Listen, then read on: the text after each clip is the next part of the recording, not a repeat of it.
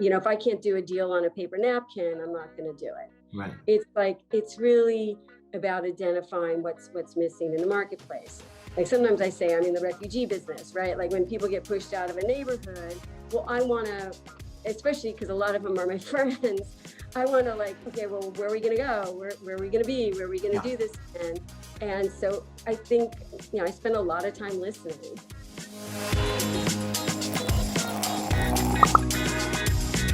This episode of Coffee Talk is brought to you by Burden Accountants and Advisors. All right, everyone. Welcome to another edition of Coffee Talks with The Real Deal. Today, we have a very special guest in Avra Jain, a Miami developer. She's a movie producer. She's a developer. She used to be in finance. She was an industrial engineer. But more than anything else, she's probably a trendsetter, I think.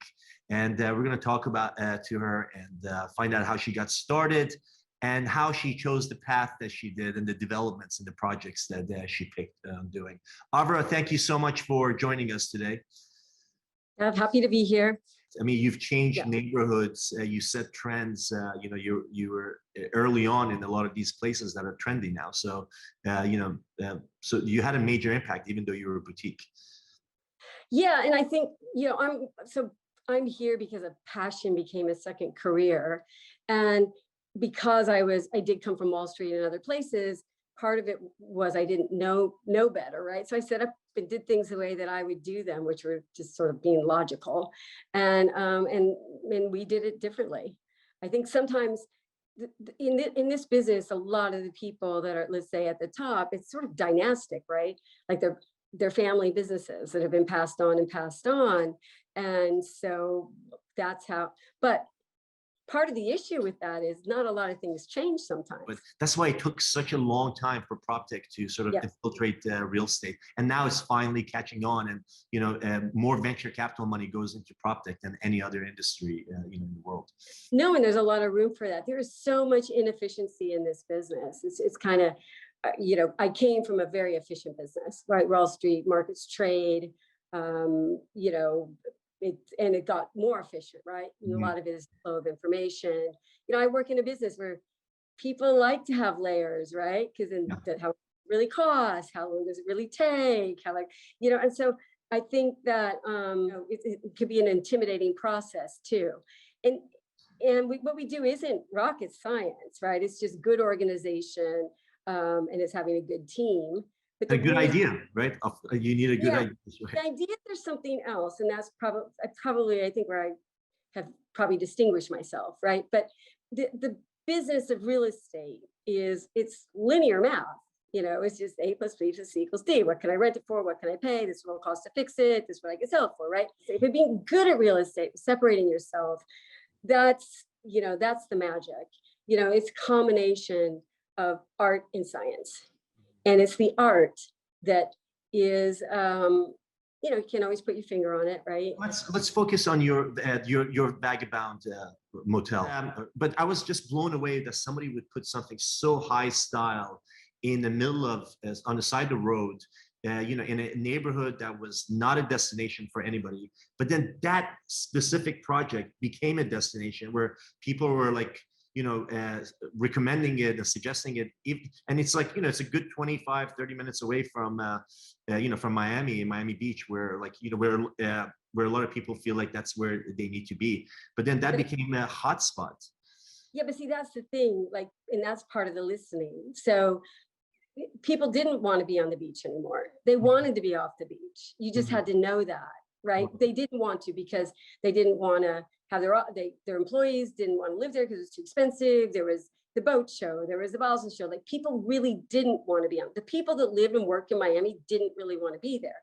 Have another building down the block, and Jay Parker, head of Douglas Elliman. I mean, he lives in Bay Point. He wants his office right there, right? So his corporate office is there. So, and it's happened, and it's happened even more. So you had this migration off the beach, and if you were local, you knew that. And then what happened with the Vagabond was I had a friend who's a big trendsetter and, used to stay at the Standard and said, Avra, I don't even want to stay at the Standard anymore. I want to be over here closer to arts and culture. And then I couldn't think of a place to recommend her to stay.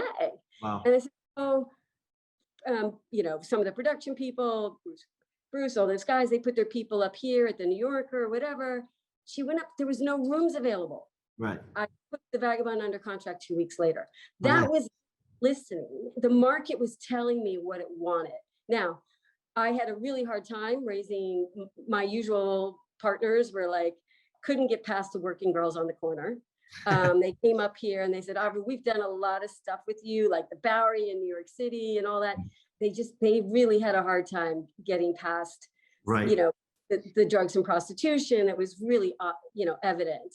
And so what made me think that I could build a boutique hotel in an area where it was $20 an hour, Right. $30 a night, right? In fact, the hotel next door in the lobby, it said no refunds after 5 minutes. So that's where courage came in. So, a lot of people looked at Vagabond and drove up and down 60,000 cars a day. People could see the architecture, same architect who did the Delano. People could see sort of there was a hidden gem there. Yeah. But the courage to sort of, not just dust it off, but to rebuild. I feel like there's a lot of buildings like that in Miami where you see it. And when you did the Vagabond, I was like, nobody else has thought of this. And why not do that with 10 other sort of building setups that are just sort of the same setup as the Vagabond with with the pool in the middle. Well, we did. Yeah. So in fact, that was part of the thesis. You couldn't just buy the Vagabond and redo it when you still had drugs and prostitution a couple of blocks away, right? Yeah. So we actually bought 7 of these old motels. Now and they're all Vagabonds, or? No, so Vagabond's Vagabond. The other ones that are small, South Pacific is an office tenant, the community. We took one and turned it into a Starbucks and one of your offices. Right. And the one next door to Vagabond is Knoxon, and we're about to have some really cool office tenants there. So we did adaptive reuse on everything but Vagabond. Mm-hmm. We just finished the Gold Dust. Selena is operating that. Beautiful on Little River, another class Miami mid-century modern hotel. So just because, so yes, we did. We bought 7, 8 properties. And why? And they have this sort of the same theme as the Vagabond. They have to. Right. It's a designated neighborhood. The way it works in a historic district, which is a 20-block district here, if you buy a designated historic building, you have to match the old postcard. Now, right. The programming that goes on inside can be flexible, but the outside needs to look like the postcard. Because everybody always wants to know, so how do you get started as a developer? It's not like you go to school and you come out and you're like, okay, I'm going to apply to be a developer. How did this start for you? Well, first of all, when somebody says they want to be a developer, I go, well, what is a developer? What does that mean to you? I go, I'm really just a conductor of a big orchestra, really. I said, and actually think about it. Everybody else on the job is licensed, but a developer. Right. Your GC is licensed, your subcontractors, your lawyers are licensed, your real estate is licensed, everybody's licensed but you. So the only thing that qualifies you to be a developer is you can write a check. So if you can write a check and go buy a piece of land and hire everybody, hello, you just made yourself a developer. Now, what makes yourself a good developer or not is another story. One of the things that I would say to somebody like that is, do you want to be a developer? I mean, because listen, I have to sign personal guarantees. I have to raise the money. I have to, I'm the one that answers to everything. So do you want to be a developer, or do you want to be part of a team? Do you want to be on the creative side? Do you want to be on the structured finance side? Do you want to, do you want to buy and sell? I mean, the space are really very big. So when somebody says they want a developer, they're saying, I think in the end, they mean they want to have ideas and be able to execute those ideas. Right. And that is just a lot of experience. So I say to everybody, if you really want to be in this business, enjoy the process, take the time and learn. I learn every job that I do. I've probably done 500,000 square feet of adaptive reuse. I've probably done over 200 transactions in my, in the last 25 years. I mean, every time I get better at it. Yeah. And, and try to be part of a great team. I got into real estate, it was a passion. So I one apartment, I did my apartment, then I did 2 apartments, and I did half a building. And then the guys I was working with on Wall Street said, hey, Avra, why don't we do a project together? And I left the street to do And I'm going to date myself. And we bought a warehouse in Tribeca and we paid $90 a square foot. Wow. Yeah. So that's how far back in the early 90s.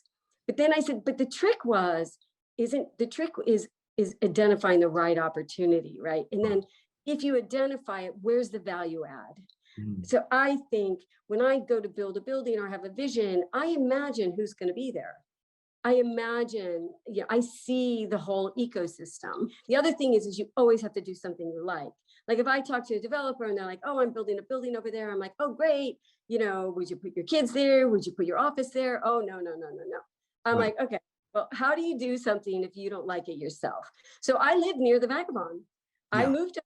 I love it. Yeah. The restaurant, Mr. Mandolin is at the Vagabond now. Kush is at Gold Dust. But because of you, so many other developers have ended up there and they're doing bigger projects than you. And it's so funny that like you became part of the conversation, where people are like, oh, well, Avra's doing something here and Avra's doing something over there, or it's between Avra's this project and that project. And so like I was like, wow, this one person has such an impact on that area. It's amazing. So what's you talk about value add and you're always looking for the opportunity. What is the next area that you're looking at to, that you want to make a trendy, neighborhood? Right. So I can't always share all my secrets and tell them that, but I am looking further west. I'm hoping to work with a really great local artist named Typo. We're looking at a building together in this area where we want to combine arts and real arts and architecture. So a lot of my work I do like to collaborate. That's part of the fun. I am looking at some other things just off of Biscayne in our area, in the Little River area, but further north, closer to 29th Street, 82nd Street, and I'm not afraid to go west. Right. I think that's a natural progression. You feel like people are getting more comfortable with being further away from the beach.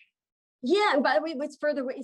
Now everybody can look at their phone. Like the place I'm looking, like for me to go from here to Joey's in Wynwood, it'd be faster for me to go from there to somewhere closer to the airport, so I do look at that. I study access because always know that whatever business is going to be there or whatever customer they're going to have, what's their experience going to be? So I put myself in that project. People say, well, Avra, you could have a bigger platform, you could do more. People offered me, big funds, everything to manage, and it's not for me. I still think real estate for me is still, I want it to stay passionate and I feel a responsibility. I think, the word impact and that's a very real word for us, is the social impact. We do affordable housing. Very proud of our affordable housing work. We worked with the county and the city, the commissioners on that. Real estate, it's our landscape. It is our natural landscape when we go outside, and hopefully more natural than not. Buildings are made of organic materials. These are people where people live. We talk about resiliency and sea level rise, but really resiliency is social resiliency. And a lot of in how you build community, and a lot of how you build community is how you build space. Right. So I think one reason we like existing buildings is it speaks to sustainability, but it's also it speaks to space, roots, community, and so there are people that are very good at going out there and building Las Vegas. That's not us. Right. We consider ourselves community-based. We do neighborhoods. We don't do buildings. We do neighborhoods, and that's never going to change. Well, let me ask you about neighborhoods. Look, the impact you had on Wynwood, I don't think anybody can debate that. So we bought in Wynwood early. We're out of Wynwood, and one of the reasons why we're out is because for me personally, these are interesting changes. By the way, a lot of great developers there from all over the country doing really great projects. But they're knocking down the warehouses and they changed the zoning to add height and density. So the houses that were zoned to be, now multifamily or commercial will go, because the zoning are the rules of engagement, right? And so people highest and best usually takes over. That's why I work neighborhoods. The zoning can't change. So I have insurance. nobody can go next door and knock down a building and build an ugly 10-story building. The Right. rules allow for it. So I like historic neighborhoods, and I like being next to residential neighborhoods that are zone residential, because it's a neighborhood and it can't change. Right. Wynwood can change. They changed the zoning, it's going to change. They changed the zoning north of Wynwood recently, so that's going to change. When they change the zoning, they change the neighborhood. So we're out of Wynwood, largely because is now the big boys are in there and they're gonna, a little city, I guess. They'll follow you to the next spot that you go to. Well, I'm in Midtown. So when I bought early on 36th Street area, on 36th and Biscayne and North Miami Avenue, I did the adaptive reuse where Klima is. Mm-hmm. Again, I was in the refugee business. When I saw the furniture stores having to move, I got, I was like, well, let's get as close as we can. So I did an adaptive reuse there, and I'm building an office building I did the anatomy building on 34th and Northeast 2nd Avenue off of Biscayne, a 1960s shoe warehouse building. We did a beautiful like New York style loft building, and we're going to build a new office building next to that. Even with demand of office and the sort of whole of work from home thing, you still feel bullish on office? Yeah, I'm bullish on office because the market's saying that, right? So Terry Blanca, who probably does 45% of the office leasing, is like, hey, Avra, there's 1.5 million square feet new to market tenants. That's kind of a big data point. That's a big number, right? I do think lifestyle matters more. I think people are going to care more about what that office building is. I think they're going to want to be in boutique office buildings. I think the submarkets are going to do better. And I think that the office is going to be, people are going to have more flexibility at home and at work. I'm bullish on any sort of commercial where I can do the placemaking. It's not like I build retail to lease retail. I like to place make. And I do, the warehouse that I typically do is adaptive reuse. I prefer to buy Class B warehouses and convert them into, showrooms or architecture businesses. There's still a demand right now. If you're a small business and you're wholesale, retail, whatever, where do you go? I mean, you really can't afford more than an $18, $20, $22 rent. Right. Where do you go? So that's where I see the void is in the market. Like, what do small businesses do? They still need storefront. Maybe they're doing a lot online, but they still need storefront. Mm-hmm. Where do they go?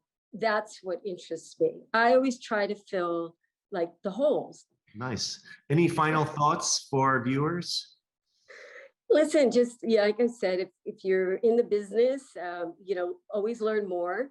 Whether you're a broker or a developer, always learn more about what you don't know about. Doing your homework is essential. And like I said, enjoy the process and be part of the. Thank you so much for this. And thank you all for tuning in. If you find conversations like this useful and fruitful, please make sure to subscribe to The Real Deal so that we can continue to do more of these. Thank you so much, Avra, and thank you, everyone. And thank you so much. And thank you for your fabulous publication. I mean, I know in Miami, a lot of what revolves around real estate revolves around what you guys do and what you guys share. I really appreciate that. Thank you.